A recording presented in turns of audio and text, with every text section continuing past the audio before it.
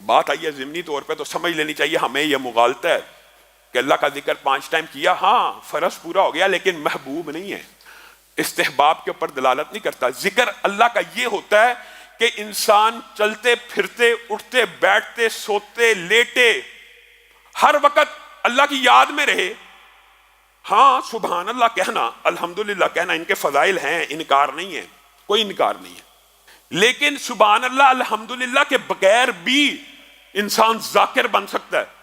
کس طرح؟ اگر اللہ یاد ہے، ہم نے سمجھا کہ صرف زبان سے سبحان اللہ کہہ دیا، الحمدللہ کہہ دیا، اللہ اکبر، یہ تو ذکر ہے، اور ہم زبان خاموش ہے، اور اللہ رب العزت کی یاد انسان کے دل میں ہے، اور اس کی یاد کی وجہ سے اور اس کے سامنے پیشی کے خوف کی وجہ سے انسان اپنے اعمال کو درست کر رہا ہے، یہ ذکر سے باہر ہے؟ ہرگز نہیں۔ امام مجدد الافسانی رحمہ اللہ نے مکتوبات کے اندر ایک بڑی لطیف بات لکھی ہے، شیخ ارشاد اللہ قصری صاحب کا میں درس سن رہا تھا، انہوں نے اس بات کا ذکر کیا، سبحان اللہ، ان علماء کی آپ کو تقاریر سننی چاہیے، یہ جو اپنے دور کے محدث ہیں، آج ہم کن لوگوں کے پیچھے پڑ گئے ہیں، بات آئے گی کبھی، موقع ملے گا انشاءاللہ اس بات کا بھی ذکر کریں گے۔ انہوں نے کہا، مجدد الافسانی نے مکتوبات کے اندر ایک بڑا لطیف نقطہ بیان کیا، کیا؟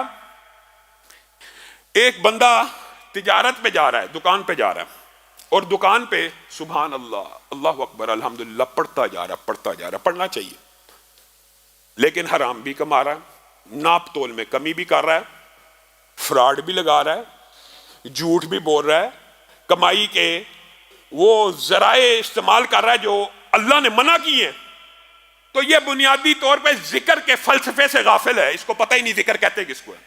ذکر صرف زبان چلانے کا نام نہیں ہے، ذکر اللہ کی یاد میں مستغرق رہنے کا نام ہے، چاہے زبان سے کوئی لفظ ادا ہو رہا ہے یا نہیں ادا ہو رہا۔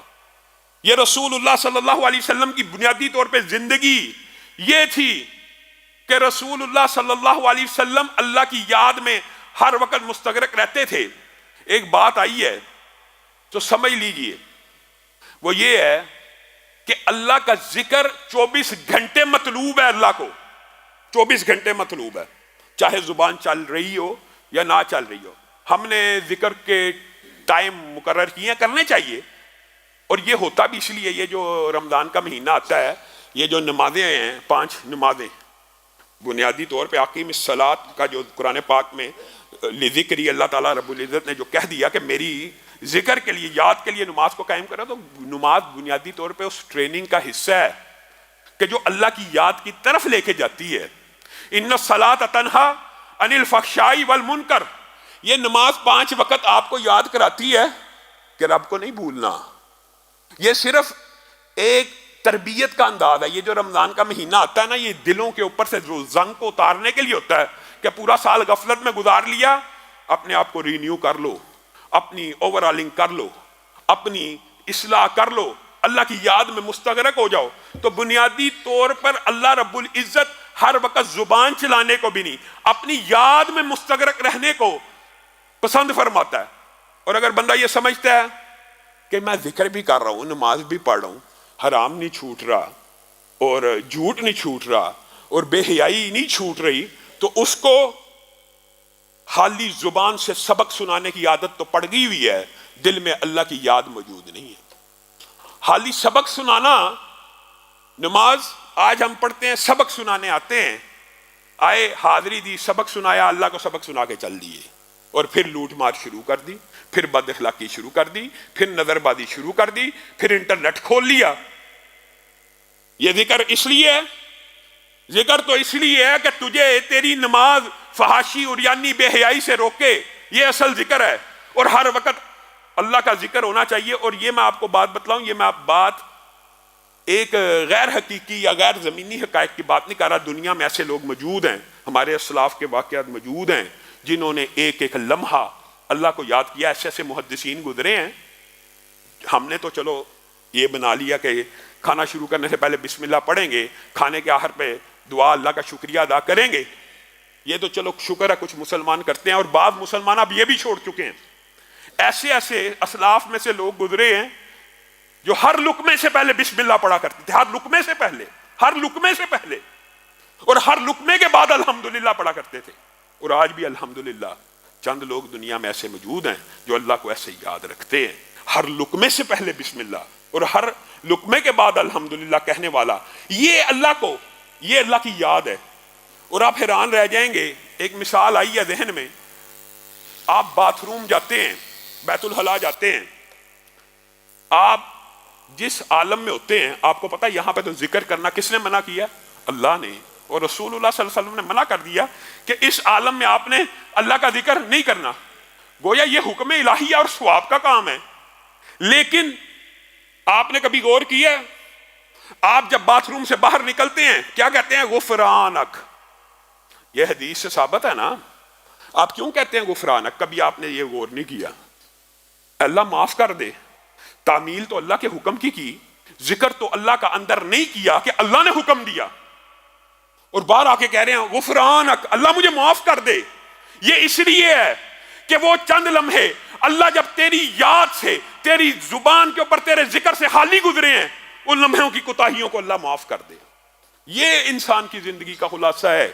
24 گھنٹے ذکر، 24 گھنٹے ذکر، 24 گھنٹے ذکر سے مراد ہر وقت صبح، میں کہتا ہوں اگر انسان کہتا رہے تو پھر وہ حضور قلب ہو جاتا ہے، واقعی ہو جاتا ہے کہ انسان ایک غلط کام بھی کرنے لگے، انسان سوچتا ہے یار ابھی تو اللہ کا ذکر کر رہا تھا، ابھی تو اللہ کو یاد کر رہا تھا، اور ابھی اللہ کی نافرمانی کیسے ممکن ہے؟ یہ نہیں ہونی چاہیے۔ اسی طرح رسول اللہ صلی اللہ علیہ وسلم نے، اور میرے ذہن میں امام داؤد بن ابی ہند کا واقعہ آگے آگے، ایسی بات نہیں ہے، یہ اللہ رب العزت نے بھی تو قرآن پاک میں کہہ دیا نا، رجال لا تلہیہم تجارت ولا بیع عن ذکر اللہ، ہیں اللہ کے کچھ بندے، اللہ بھی کہہ رہا ہے، اور مولویوں کو نہیں کہہ رہا، علماء کے بارے میں نہیں کہہ رہا، علماء کے بارے میں بھی فضائل کی آیتیں ہیں، لیکن یہاں پہ اللہ تعالیٰ کیا کہہ رہا ہے؟ رجال، بعض تاجر بھی ایسے ہیں، لا تلہیہم، ان کو غافل نہیں کرتی تجارت، ان کو غافل نہیں کرتی خرید و فروخت اللہ کے ذکر سے۔ یہ ہے وہ تجارت، یہ ہے وہ محبوب مقام۔ اور امام داؤد بن ابی ہند کے بارے میں آتا ہے، سبحان اللہ، 40 برس تک ایسے دو اعمال کرتے رہے جس کی خبر کسی کو نہ ملی، کسی کو نہیں تھی پتا، 40 سال بعد پتا لگی۔ ایک عمل یہ تھا، صبح اٹھتے پانی کے چند گلاس پیتے، اور بیوی گھر سے کھانا دوپہر کا پیک کر دیتی، دوپہر کا کھانا لے کے چلتے، رستے میں جو مفلوق الحال، جو بھوکا، جو تنگ دست نظر آتا اس کو کھانا کھلا دیتے، واپس آتے شام کا کھانا گھر آ کے کھا لیتے۔ 40 برس تک اس روزے کا کسی کو پتہ نہ لگا، 40 برس بعد یہ بات افشا ہو گئی۔ یہ اللہ کا ذکر، یہ اللہ کی یاد۔ ہم نے کس چیز کو اللہ کی یاد سمجھا ہوا؟ سیرو ھذا جمدان سبق المفردون، رسول اللہ صلی اللہ علیہ وسلم ایک پہاڑ کے قریب سے گزرے تو کہنے لگے سیرو ھذا جمدان، یہ جمدان نامی پہاڑ ہے، سبق المفردون، مفردون سبقت لے گئے۔ اب صحابہ کو نہ سمجھ آئی، مفردون سبقت لے گئے، کہ اللہ کے رسول ومل مفردون یا رسول اللہ، مفردون سے مراد کیا ہے؟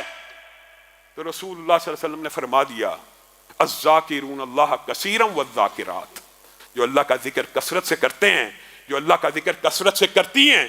اور اسی آیت کو، اسی حدیث کو اگر آپ قرآن پاک سے ملائیں تو آپ کو سمجھ آ جائے گی، والسابقون السابقون اولئک المقربون، والسابقون السابقون اولئک المقربون۔ یہاں پہ کیا؟ سبق المفردون، سبق المفردون۔ بنیادی طور پہ سابقون کی بھی یہی نشانی ہوگی کہ وہ اللہ کا ذکر ہر وقت کرتے ہوں گے۔ تو آپ نے اور میں نے اپنی زندگی کے اندر اس ذکر کو ایسے جاری کرنا ہے۔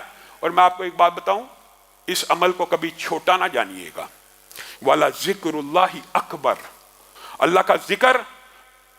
اور یہ بھی آیت کے بہت سے ترجمے ہیں، یہ بھی قربان جائیں۔ اللہ رب العزت کی یہ جو کتاب ہے نا، ایک آیت کے جتنے مفاہیم رسول اللہ نے لیے، محدثین نے ان کو نقل کر دیا، مفسرین نے نقل کر دیا۔ اب یہ بتائیے، والا ذکر اللہ اکبر ایک جملہ ہے، اس کی تشریحات کے اوپر پوری پوری کتابیں لکھی گئی ہیں۔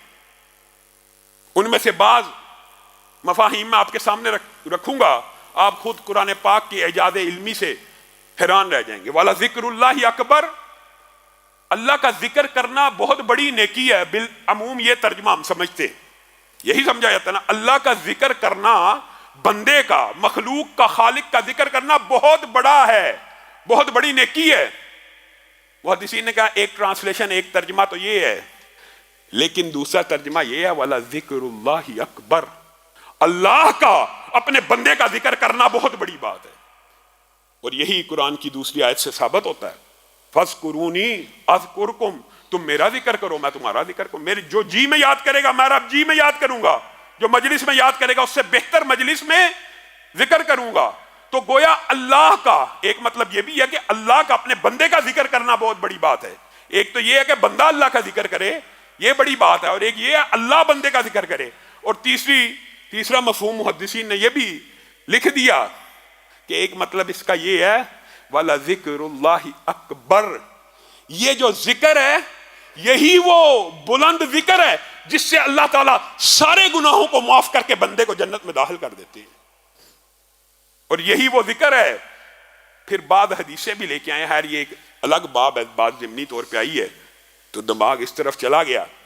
یہ ایک مکمل موضوع ہے کہ نبی کریم صلی اللہ علیہ وسلم نے سنن ابن ماجہ کی حدیث حضرت ابو درداء کی کہہ نہیں تھا دیا کہ سونے چاندی کے پہاڑ خرچ کرنے سے فرشتوں کے ہاں، اللہ کے ہاں بڑا محبوب ایک عمل ہے، اس سے بھی بہتر ہے کہ تم جہاد فی سبیل اللہ کرو، کافر تمہاری گردنیں کاٹے تم ان کی گردنیں کاٹو، اس سے بھی بہتر ایک عمل نہ بتلاؤں؟ صحابہ نے پوچھ لیا بتائیے، تو کیا کہا تھا؟ ذکر اللہ، یہ والا ذکر اللہ اکبر،